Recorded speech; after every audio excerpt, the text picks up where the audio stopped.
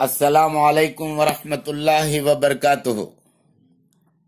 ناظرین، آپ تمام احباب کا الخیر ٹرسٹ چاگلماری میں خیر مقدم ہے۔ چینل کو ضرور سبسکرائب کریں، آخر تک سنیں، شیئر اور لائک ضرور کریں۔ آج کا ہماری گفتگو کا عنوان ہے قربانی کے آداب اور تکبیرات تشریق۔ چنانچہ سماعت فرمائیں، جس مرد یا عورت پر زکوٰۃ فرض ہو اس پر قربانی کے دنوں میں قربانی کرنا واجب ہے۔ قربانی واجب ہونے کے لیے مال پر سال پورا ہونا ضروری نہیں، اس لیے ذی الحج کے غروب آفتاب سے پہلے بھی اگر کوئی آدمی صاحب نصاب کے برابر مال کا مالک ہو گیا ہو تو بھی قربانی اس پر واجب ہے۔ جانور کو ذبح کرتے وقت اسے گھسیٹ کر لے جانا اور جانور کو پچھاڑنے کے بعد ذبح کرنے میں دیر کرنا، اس کے سامنے چھری تیز کرنا، یہ مکروہ ہے۔ جانور کو قربانی کرتے وقت قبلے کی طرف رخ کر کے لٹانا سنت مؤکدہ ہے اور دوسری طرف پھیر کر ذبح کرنا مکروہ ہے۔ جانور ذبح کرنے سے پہلے اسے پانی پلانا اور چھری کو خوب تیز کر لینا مستحب ہے۔ اپنی قربانی اپنے ہاتھ سے کرنا بہتر ہے اور دوسرے مسلمان بھائی سے بھی کرانا جائز ہے۔ البتہ خود ذبح نہ کر سکتا ہو تو ذبح کرتے وقت اس کا وہاں حاضر رہنا بہتر ہے۔ قربانی کرنے کا وقت 10 ذی الحج کی صبح سے لے کر 12ویں ذی الحج کے غروب آفتاب تک ہے، لیکن پہلے دن قربانی کرنا افضل ہے اور شہر کے باشندے عید کے نماز کے بعد قربانی کریں۔ اگر وہ عید سے پہلے قربانی کریں گے تو قربانی ادا نہیں ہوگی۔ قربانی رات میں کرنا اچھا نہیں۔ اگر روشنی اور بجلی کا پورا انتظام ہو اور شرعی طور پر صحیح طریقے سے ذبح ہونے کا یقین ہو تو رات میں بھی کرنا درست ہے۔ اور مسائل کچھ آپ کے سامنے پیش خدمت ہے قربانی کے جانور کے متعلق سے۔ وہ جانور جو قربانی کے لیے جائز نہیں، اس کا ذرا مختصر سا ذکر سن لیجئے۔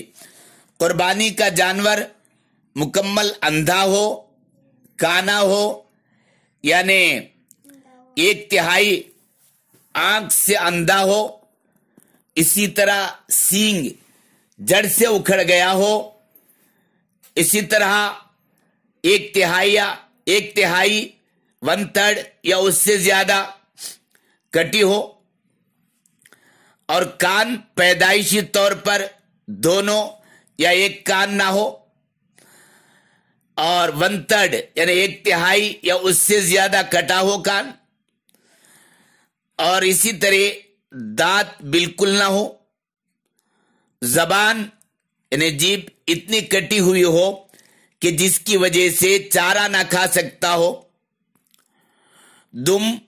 دم کٹی یا 1/3 یا اس سے زیادہ کٹی ہوئی ہو دم،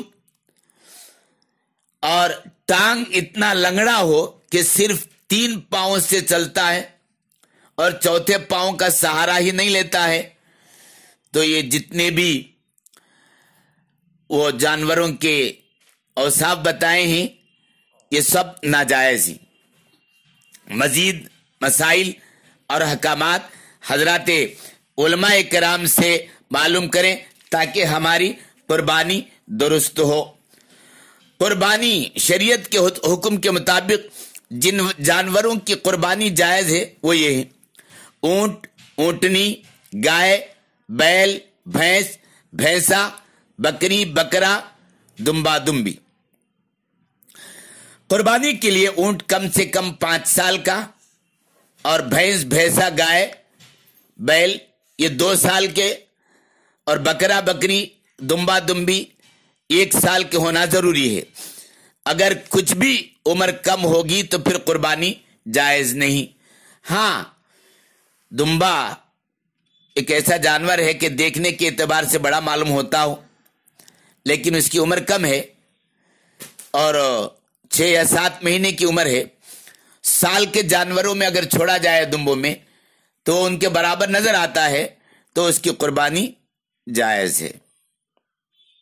ہاں، اس کی عمر اس حساب سے ہو۔ بہرحال بکرا، بکری، دمبا، دمبی یہ جانور فقط ایک ہی آدمی کی طرف سے قربانی شمار ہوگی۔ اونٹ، بھینس، گائے، بیل وغیرہ کی قربانی میں 7 حصے شریک ہو سکتے ہیں، اس سے زائد نہیں۔ البتہ اس سے کم ہو تو کوئی حرج نہیں، یہاں تک کہ کوئی ایک آدمی پورے جانور کی اپنی طرف سے قربانی کرے تو بھی جائز ہے، مگر ہر حصے دار کی نیت عبادت کی ہونا ضروری ہے، اور اگر کسی ایک شریک کی بھی نیت عبادت کی نہ ہو بلکہ گوشت کھانے کی ہو تو کسی کی بھی قربانی ادا نہیں ہوگی۔ اس کا خاص خیال رکھیں۔ اب رہا تکبیر تشریق۔ اللہ اکبر، اللہ اکبر، لا الہ الا اللہ واللہ اکبر، اللہ اکبر وللہ الحمد۔ یہ جو تکبیر آپ نے اس وقت سنا اسے تکبیر تشریق کہتے ہیں۔ عرفے کے دن یعنی 9 ذی الحج کی فجر کی نماز سے 13ویں ذی الحج کی عصر کی نماز تک ہر نماز کے بعد 1 مرتبہ زور سے پڑھنا واجب ہے۔ جماعت کے ساتھ نماز پڑھنے والا ہو یا اکیلا نماز پڑھنے والا ہو، دونوں کے لیے تکبیر پڑھنا ضروری ہے، اور تکبیر پڑھنا عورت پر بھی واجب ہے، البتہ عورت زور سے نہ کہے بلکہ آہستہ آواز سے پڑھ لے۔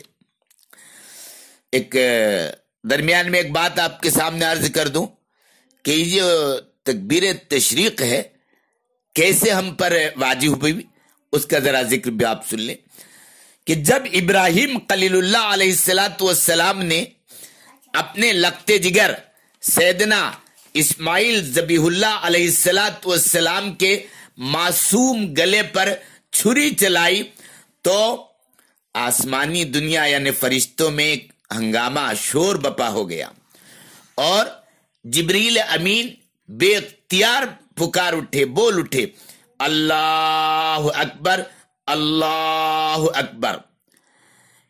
اس کو سنا ابراہیم خلیل اللہ علیہ السلام نے خوش ہو کر اس کے جواب میں کہا، لا الہ الا اللہ واللہ اکبر۔ ابراہیم خلیل اللہ نے کہا تو یہ سن کر حضرت اسماعیل ذبیح اللہ علیہ السلام نے کہا، اللہ اکبر وللہ الحمد۔ میرے عزیز دوستو، یہ وہ پاکیزہ کلمات ہیں جو سنت ابراہیمی کی یادگار بن کر ہر سال ان دنوں میں ذی الحج کی 9ویں ذی الحج کی صبح کی نماز سے 13ویں ذی الحج کی عصر تک پڑھی جاتی ہیں۔